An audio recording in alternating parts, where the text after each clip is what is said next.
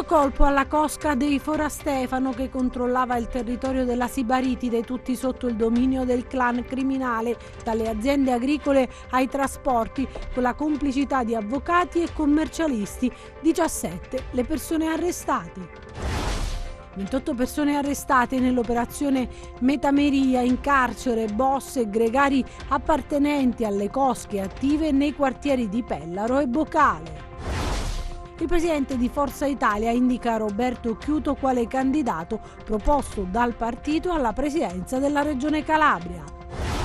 La Calabria si muove a tentoni sul fronte vaccini, nulla ancora è stato deciso su medici di base, ottantenni e persone fragili. Ieri sono state inoculate 607 dosi, secondo il report ministeriale.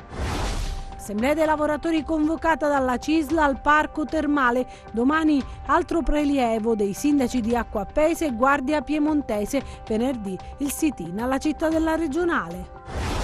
Derby combattuto al San Vito Marulla, finito in parità, in vantaggio la Regina di 2 gol. I silani l'hanno rimontata. Buonasera ad Anna Franchino e ben ritrovati a questa nuova edizione in diretta del nostro telegiornale. Lo avete visto dai titoli in apertura, parliamo di cronaca perché c'è un duro colpo alla cosca dei Forastefano che controllava il territorio della Sibaritide nel Cosentino, tutti sotto il dominio del clan criminale, dalle aziende agricole ai trasporti, con complicità di avvocati e commercialisti. 17 in tutto le persone arrestate. 17 arresti, un'indagine durata 3 anni che ha svelato come la Sibaritide fosse cosa loro, l'endrine e il salto di qualità dall'apparato militare degli anni 90 all'imprenditoria di oggi, penetrazione massiva nel tessuto economico del territorio. In conferenza stampa a Cosenza gli inquirenti hanno parlato della Pax, anzi di un vero e proprio patto tra le cosche Forastefano e Abruzzese che di fatto detenevano il monopolio del settore agricolo e del trasporto su gomma. Questa famiglia di 'ndrangheta aveva l'ossessione del controllo del territorio. Controllare il territorio non vuol dire solo sul piano fisico, ma controllarlo sul piano economico, cioè quella è un'area a vocazione agricola. Ci interessiamo del mondo dell'agricoltura, che è un mondo molto redditizio, non fosse altro per i contributi europei, i contributi regionali, non fosse altro perché c'è la possibilità di assumere operai stagionali. I clan comandavano sulle imprese, condizionavano i sindacati e addirittura gestivano gli ammortizzatori sociali. Il meccanismo era votato ad acquisire illecitamente per un verso il corrispettivo dovuto ai lavoratori per i fittizi contratti di lavoro e corrisposto dall'azienda di somministrazione della manodopera, appunto dall'agenzia interinale di prestazione della manodopera, e per altro verso le prestazioni previdenziali connesse appunto a questi falsi rapporti di lavoro in agricoltura. Giro d'affari esorbitante, sequestrati 10 milioni di euro, le ditte vessate, tra cui un'azienda ferrarese, il coinvolgimento di professionisti, avvocati e commercialisti, il volto manageriale della criminalità che non rinuncia alle intimidazioni verso le imprese. Erano terrorizzate anche semplicemente dalla paura ambientale che si ha per queste famiglie. Sostanzialmente quando una persona è riconosciuta come mafioso o come soggetto pericoloso incute paura al semplice fatto di essere notato o di svolgere per esempio lo stesso lavoro. L'operazione Cossa è la constatazione dell'agromafia esistente sul territorio. La lotta all''ndrangheta si fa soprattutto in Calabria, è stato affermato nel corso dell'incontro con i giornalisti. Lo Stato ha mostrato i muscoli nella Sibaritide, ma cosa cambia per chi lavora nel difficile comprensorio? Oggi abbiamo tutelato la libertà di impresa in un territorio importante da questo punto di vista come la zona, oggetto delle investigazioni. È ancora buio quando scatta il blitz a Cassano allo Ionio, nel territorio della Cosca Fora Stefano. I poliziotti fanno irruzione nelle case degli indagati, controllano gli ambienti anche con l'utilizzo di speciali apparecchiature.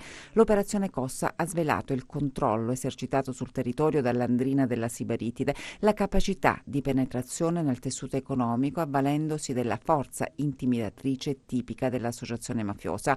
Agli atti dell'inchiesta numerose intercettazioni, conversazioni dalle quali si evince la caratura criminale dei soggetti coinvolti. Noi campiamo di pane e galera, dice Domenico Massa, una delle persone arrestate oggi, ma la figura apicale del sodalizio, secondo gli inquirenti, è Pasquale Fora Stefano, erede a tutti gli effetti del padre nella conduzione del sodalizio, una cosca capace di rigenerarsi dopo gli arresti che negli anni hanno decapitato i vertici dell'organizzazione. Ecco in un'intercettazione le parole di Pasquale Fora Stefano: io spero che mi arrestano, mi devo riposare un po'. Pensano che arrestando a Pinco Pallino hanno campo libero, invece se non c'è Pasquale c'è Gigi. La Pax mafiosa stipulata con gli storici rivali ha consentito al clan una penetrazione quasi totale nel tessuto sociale ed economico della zona, e così mentre alcuni imprenditori hanno denunciato le vessazioni subite, altri sono stati cooptati dal sodalizio. La consorteria criminale è riuscita inoltre a subentrare direttamente nella gestione delle aziende tramite le imprese di riferimento, e le rivendicazioni sindacali venivano risolte con le intimidazioni.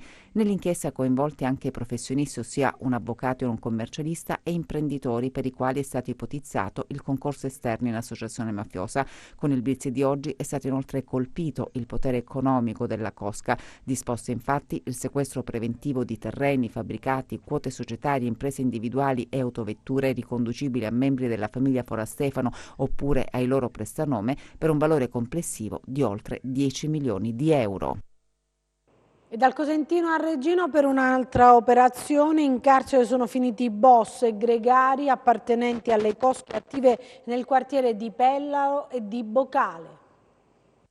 L'hanno denominata Metameria l'operazione scattata alle prime luci dell'alba di oggi e che ha portato all'arresto di 28 persone accusate di far parte della cosca Barreca operante nel quartiere di Pellaro di Reggio Calabria. L'indagine condotta dai carabinieri del comando provinciale e coordinata dalla procura antimafia della città dello Stretto ha anche svelato i rapporti e i confronti, si fa per dire diplomatici, con altre pericolose consorterie della città come quella dei Labbate, quella dei Condello e dei De Stefano, interessate pure le famiglie Ficara Latella di Croce Valanidi e i gruppi operanti nel centrale quartiere di Santa Caterina. L'indagine parte da un'attività di monitoraggio sui Barreca e sui suoi leader controllati dai carabinieri e colti in più occasioni mentre con condotte specifiche manifestavano la leadership criminale sul territorio di competenza. Dall'indagine è emerso un ruolo di primissimo piano anche del clan Condello e dell'alleata cosca dei De Stefano, accertati rapporti con imprenditori che hanno permesso un accrescimento di ricchezze per molti clan reggini. A titolo esemplificativo basti considerare la vicenda della vendita del parco automezzi della Leonia SPA, società che non è più sul mercato e che ha gestito per molti anni la raccolta dei rifiuti a Reggio. Ebbene, i condizionamenti del cartello Condello De Stefano sono evidenti secondo gli inquirenti. Accertati anche rapporti tra alcuni degli arrestati e un imprenditore del settore turistico alberghiero di Scalea. L'indagine, che ha avuto anche la collaborazione di molti pentiti, ha portato anche al sequestro di imprese operanti nell'edilizia, ma anche officine meccaniche, imprese di pulizie e di autospurgo e strutture alberghiere, valore complessivo 6 milioni di euro. Per la cronaca ricordiamo che dei 28 arrestati 25 sono stati condotti in carcere, 3 ai domiciliari. I particolari sono stati raccontati nel corso di una videoconferenza alla quale ha preso parte il capo della Procura di Reggio Calabria, Giovanni Bombardieri. Parliamo adesso di politica perché il presidente di Forza Italia ha indicato Roberto Chiuto quale candidato proposto dal partito alla presidenza della Regione Calabria. Si muove la politica in vista delle prossime regionali. Ieri un giorno importante per Forza Italia, che ha indicato Roberto Chiuto come candidato proposto dagli azzurri alla presidenza della regione.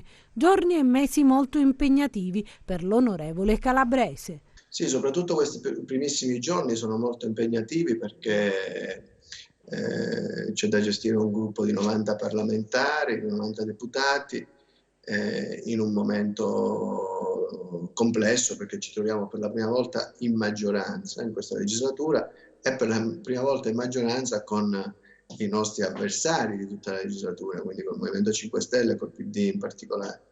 Quindi un momento complesso, sto parlando con molti parlamentari, sto facendo riunioni con gli altri capigruppo della maggioranza, con i ministri.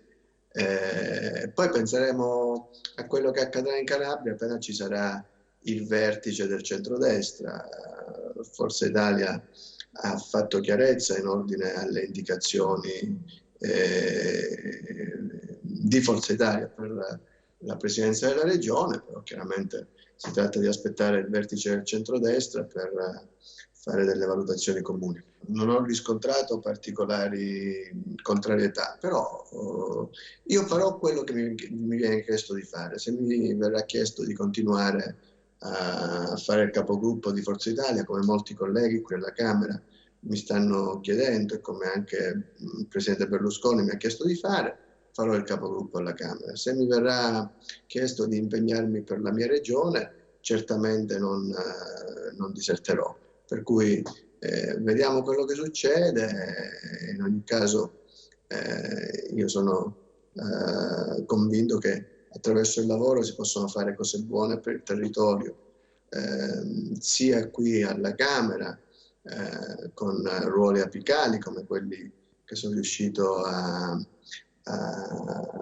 guadagnare, sia sul territorio facendo il Presidente della Regione, come aveva cominciato a fare molto bene Iole Santelli. Se mi verrà chiesto di farlo, rinuncerò a fare il capogruppo alla Camera e mi impegnerò per la mia regione. La battaglia per le regionali sarà una battaglia complessa, difficile, come tutte le battaglie elettorali. Noi come centrodestra siamo convinti di poter vincere ancora una volta. Siamo una coalizione molto più compatta delle coalizioni avversarie.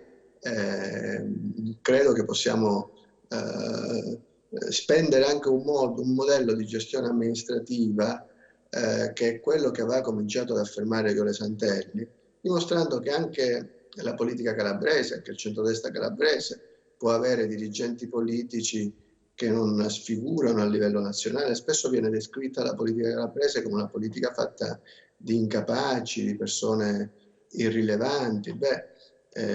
Iole aveva dimostrato che così non è necessariamente.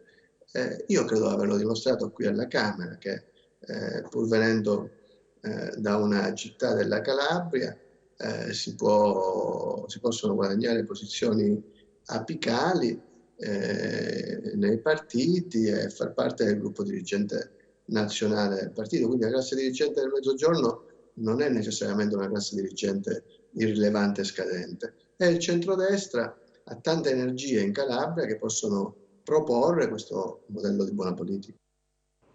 Parliamo invece adesso di vaccini, perché la Calabria si muove a tentoni, nulla ancora è stato deciso sia sui medici di base che sugli ottantenni e le persone fragili. Ieri invece sono state inoculate 607 dosi secondo il report del Ministero della Salute. Da 65.147 a 65.750, l'ultimo aggiornamento del report vaccini ministeriale riporta un incremento di 607 dosi inoculate nelle ultime 24 ore in Calabria. Pochissime. Con questo ritmo si finirebbe di vaccinare la popolazione calabrese in circa 9 anni, ma molto probabilmente i numeri non sono reali. Dall'ASP di Cosenza fanno sapere che ogni giorno nei 10 punti vaccinali sparsi sul territorio vengono effettuate dalle 1.500 alle 1.800 vaccinazioni, quasi il triplo di quelle comunicate a livello regionale. Dunque non è la graduatoria il problema calabrese, bensì l'organizzazione. Infatti, salvo che nella provincia di Reggio, al momento non si riesce ad andare oltre la prima fase. Si sta completando la vaccinazione degli operatori sanitari in senso lato, comprendendo farmacisti, informatori scientifici, odontoiatri e altre categorie professionisti. Inoltre, continuano le inoculazioni di prime e seconde dosi nelle RSA e nelle case di cura, ma per tutto il resto si è ancora in una fase prodromica la seconda, che interesserà ultraottantenni, docenti, appartenenti alle forze dell'ordine e si spera anche le categorie deboli. L'ASP di Cosenza, ad esempio, sta raccogliendo i dati necessari per stilare gli elenchi dai medici di famiglia, dai comuni e dalle scuole e si pensa di istituire un numero verde per le prenotazioni. Resta però l'incognita sull'accordo con i medici, che non è ancora completo. Per quanto riguarda le categorie deboli, cardiopatici, malati oncologici e tutti quelli che rientrano nell'elenco basato sulle indicazioni ministeriali, non c'è alcuna certezza. Servono regole chiare per evitare fraintendimenti e irregolarità. Nessuno vuole assumersi la responsabilità di sbagliare e il terreno in questo campo è minato. L'unica certezza è che bisogna fare presto per immunizzare gran parte della popolazione sensibile e a rischio nei prossimi mesi. Parliamo adesso del bollettino regionale, perché è stabile il dato dei positivi in Calabria, oggi una sola vittima.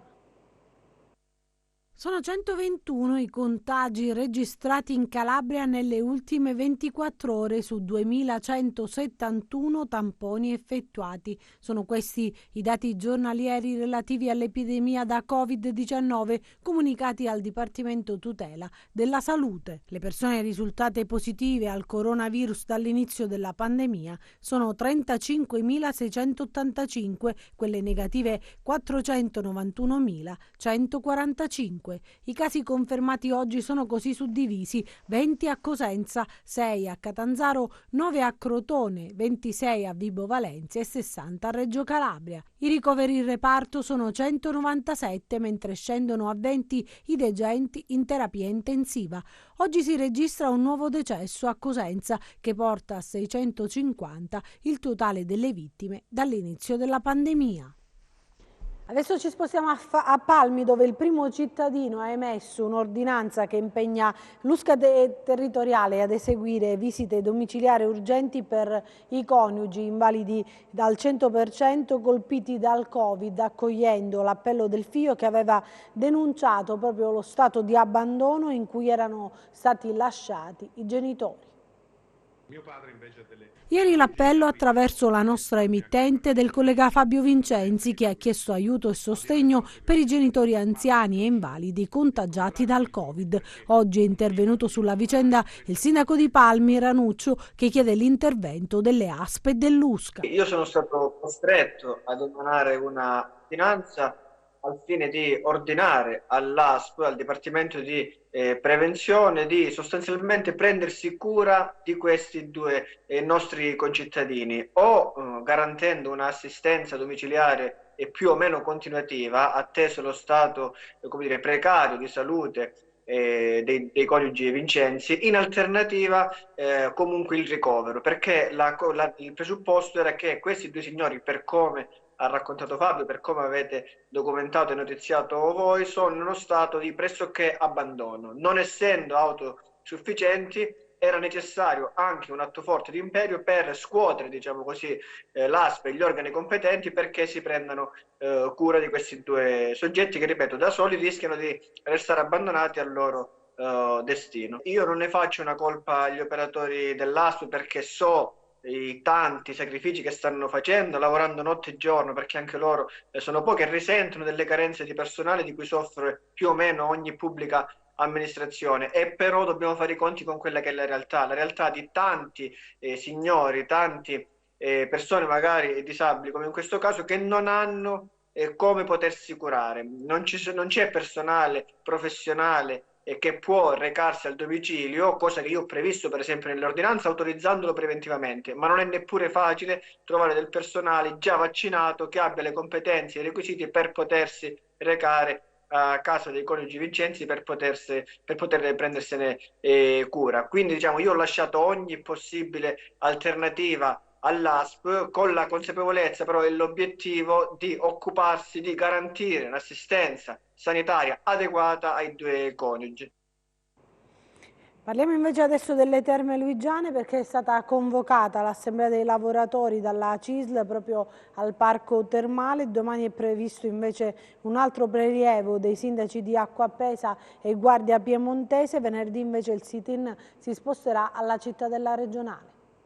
Continua lo scontro tra i sindaci di Acquapese, Guardia Piemontese e l'Assateca. Domani i due primi cittadini hanno programmato una nuova azione nell'area del compendio termale per riprendersi i beni immobiliari di proprietà comunale. Per questo tutti i lavoratori sono stati convocati stamani dal sindacato di categoria della CISL provinciale presso il parco termale Acquaviva per decidere le azioni da intraprendere. C'è preoccupazione sul futuro dei lavoratori delle Terme Luigiane. Così è stata decisa per domani una presenza silenziosa sul posto durante l'operazione di prelievo dei beni da parte dei due sindaci, mentre per venerdì la protesta si sposterà a Catanzaro davanti alla cittadella regionale per chiedere l'intervento della regione.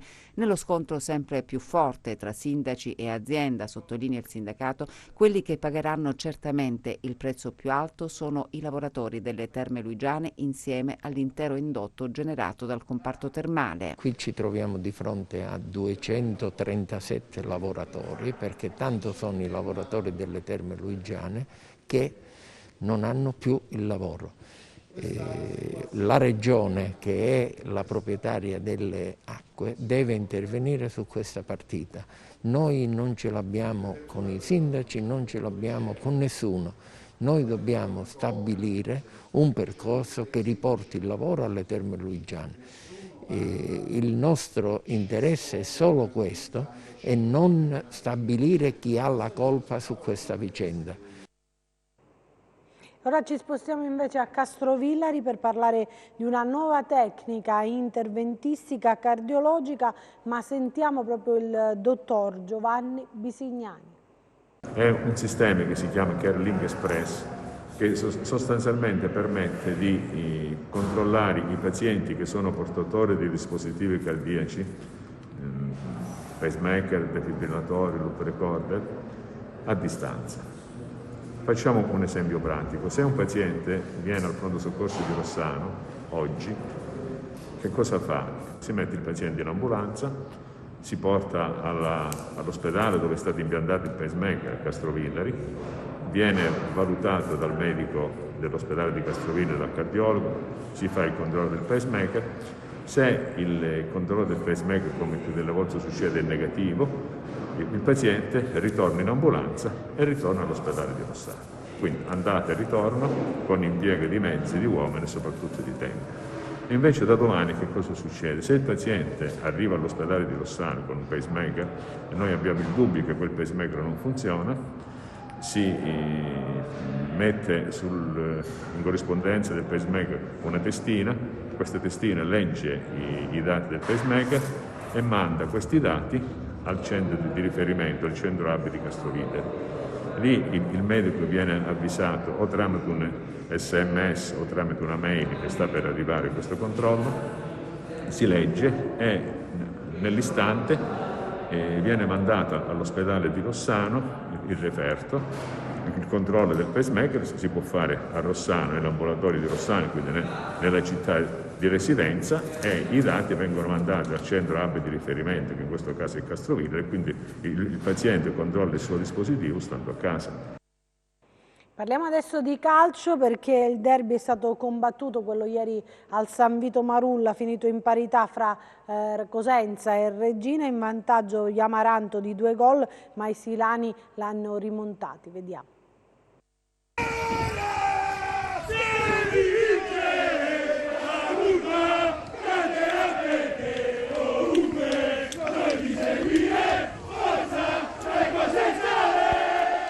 Provato i tifosi del Cosenza a interrompere l'incantesimo del Marulla aspettando la squadra alle soglie dello stadio, così come avevano fatto mesi fa in occasione della partita con la Juve Stabia, che valse la salvezza diretta dei Lupi. A fine luglio l'ultimo successo casalingo per i rossoblù di Roberto Chiuzzi, che anche nel derby con la Reggina non sono andati oltre il pari, e non è stato facile considerato l'approccio e l'1-2 micidiale imposto dagli Amaranto, abili a sfruttare l'imprevedibilità dell'attacco schierato da Baroni senza punta vertice. Ospiti in vantaggio dopo 7 minuti grazie al rigore concesso per il tocco di Angelo Corsi su Folon Ruscio e trasformato da Jeremy Menez. Bravo dagli 11 metri a non dare scampo allo specialista Falcone. Un doppio colpo che avrebbe mortificato le ambizioni di molte squadre, non del Cosenza, che in questa stagione ha recuperato diverse situazioni apparentemente disperate. I rossoblù a testa bassa non hanno perso mai lucidità, provando a reagire con ordine e cercando il pareggio attraverso il gioco. Sono servite 3 occasioni a Marcello Trotta per trovare il primo gol con la maglia del Cosenza. Dopo 2 tentativi a vuoto, l'azione travolgente di Gerbo, irresistibile sulla destra, il tacco di Corsi davanti a Nicolas e il tap-in vincente dell'attaccante Campano, fondamentale per andare negli spogliatoi con la gara di nuovo aperta.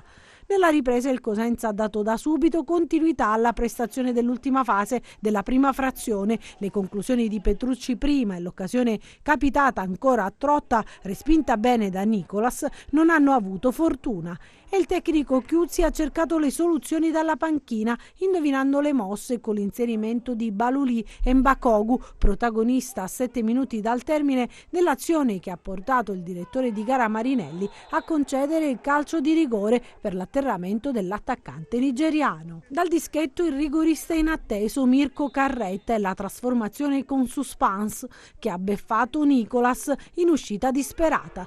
2-2 e ultimi minuti caldissimi con la reazione rabbiosa della regina, culminata con la conclusione velenosa di Denis smanacciata da Falcone e il colpo di testa di Montalto finito al lato. Un pareggio che smuove la classifica e lascia amarezza ad entrambe le squadre per diversi motivi, un po' come all'andata, ma evidentemente il destino ha voluto che i derby calabresi non avessero né vincitori né vinti. Sapevamo che potevamo soffrire ste palle lunghe, scivolando, perché poi scivolava e restava a 4, dopo ci siamo messi a 4, quindi eri sempre a 4. Cambiava che dovevi un attimo scivolare diversamente insieme alla palla. L'avevamo lavorata tanto in settimana. E ripeto, il fatto di non essere stati attenti in alcune situazioni, perché pure sulla marcatura del secondo gol la si spezza un attimo e si va a marcare. Come non dobbiamo prendere inserimenti, perché sapevamo che loro ci facevano giocare per poi ripartire con i tre trequartisti alla punta, quindi poi mettendo poi Rivas avanti avevamo capito, cioè, era Letta che attaccavano profondità e poi ci veniva a attaccare seconde palle. I gol sono state delle situazioni brutte perché il primo per su Gerbo che viene via da una zona del campo dove non può venire fuori un giocatore. La stessa cosa vale per il discorso del rigore. Sono delle situazioni che ci dobbiamo lavorare. Io ai ragazzi continuo a dire che non dobbiamo concedere cose facili, e lì c'è da fare un 1 contro 1 dove un giocatore non ha spazio di manovra, non ha spazio di uscita, quindi è un fatto di attenzione, di volere, ma sono convinto che le miglioreremo queste cose qui. Parliamo adesso di una start-up nata grazie all'impegno dell'associazione IOCA, che già nel nome contiene l'obiettivo giochi di società per aprirsi al territorio con linguaggi popolari, proprio per riprendere le tradizioni perdute. Parliamo di questa bellissima iniziativa della vostra associazione. Come sono nate queste idee di realizzare dei giochi per portare proprio la cultura calabrese? Il nostro intento è quello di essere più creativi possibili, quindi abbiamo deciso di dare un determinato valore al nostro territorio, però facendolo attraverso una nuova chiave di lettura, quindi proprio attraverso i giochi di società o i fumetti, quindi imparare a conoscere di più il nostro territorio divertendoci. Proprio per questo motivo è nato il Cosenzopoli e poi di seguito gli altri progetti, quale Arrassusia e il Rispunne Cumman. Siamo riusciti a realizzare tutti quanti da soli, ovviamente avendo il consenso da parte del Comune di Cosenza che ha approvato i nostri progetti. Adesso abbiamo realizzato una piccola macchinina con impostata di sopra proprio una videocamera che si possa intrufolare tra i viadotti, le vie della città e quindi fare delle riprese dal basso. La macchinina si chiama Tizambo, abbiamo proprio voluto mettere questo termine cosentino per rappresentare la grandezza di questa macchina, l'imponenza di questa macchinina che che poi tra l'altro è nato tutto come un gioco, però è molto divertente scoprire da un altro punto di vista tutti i paesini, quei borghi nascosti che tante persone ancora non conoscono, quindi cerchiamo di entrare nei cunicoli, nelle vie più strette attraverso questo piccola idea, piccolo progettino nuovo. Come si può arrivare a comprare queste vostre idee? Vi state anche ingegnando per venderle tramite internet, visto che insomma questa è la nuova frontiera? Certo, sì, infatti si è in programma la creazione di un sito web in modo tale dove tutti quanti, anche da fuori regione, possono prendere i nostri giochi, i nostri progetti.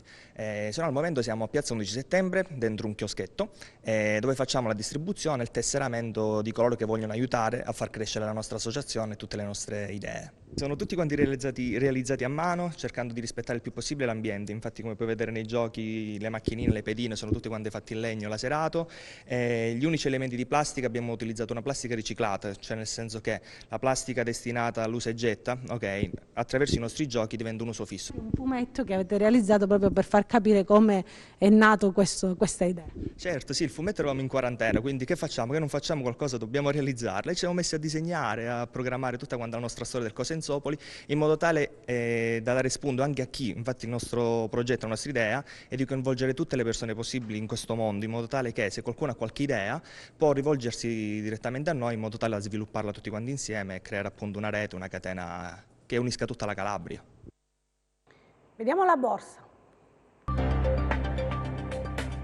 Eurolistini deboli nonostante l'andamento lievemente positivo di Wall Street. Gli operatori guardano con ottimismo alla ripresa dell'economia nonostante le incognite legate alle varianti del virus. L'azionario globale è stato spinto a realizzare il rally più esteso dal 2003, mentre la curva dei treasuries è sui livelli più ripidi da circa 5 anni. Segnali positivi anche dall'agenda macroeconomica, con l'indice ZEU di febbraio sulla fiducia degli investitori istituzionali tedeschi in miglioramento da 61,8 a 71,2 punti, e la seconda lettura sul PIL dell'Eurozona del quarto trimestre lievemente migliore della prima stima. In Italia a dicembre le esportazioni segnano un calo del 3,8% rispetto a novembre e le importazioni sono scese dell'1,1%. Su base annua invece l'export accelera la crescita segnando un più 3,3% dopo il più 1,1% di novembre, mentre l'import cala dell'1,7% rispetto a dicembre 2019. La presidenza della Commissione UE ha sottolineato che il regolamento del Recovery and Resilience Facility dovrebbe entrare in vigore il 19 febbraio e a partire da quella data gli Stati membri potranno iniziare a presentare ufficialmente i propri piani nazionali. Così il FTSE MIB di Milano chiude in calo dello 0,7%, debole anche l'Ibex 35 di Madrid a meno 0,6%, variazioni più contenute invece per il FTSE 100 di Londra a meno 0,1%, il CAC 40 di Parigi che chiude flat e il DAX di Francoforte che chiude a meno 0,3%. Oltreoceano New York viaggia a poco mossa con il Dow Jones a più 0,2%, l'S&P 500 a più 0,1% e il Nasdaq flat. Sul Forex l'euro-dollaro scende nuovamente a 1,211, mentre il dollaro-yen risale a 105,8. Tra le materie prime contrastate le quotazioni del greggio, col Brent in lieve calo a meno 0,3% a 63,1 dollari e il VTI positivo a più 0,7% a 59,9 dollari. Sull'obbligazionario il BTP Bund si mantiene a 91 punti base, con il rendimento del decennale italiano in risalita allo 0,56%. Intanto la domanda per i BTP a 10 anni e 30 anni ha già superato i 100 miliardi, a testimonianza dell'appetito del mercato con l'arrivo del governo di Mario Draghi.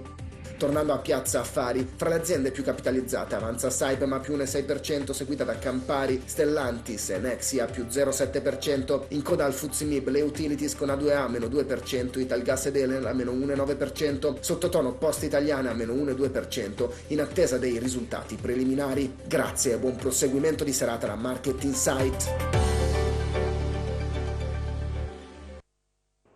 È tutto, grazie per averci seguito e buon proseguimento di serata, arrivederci.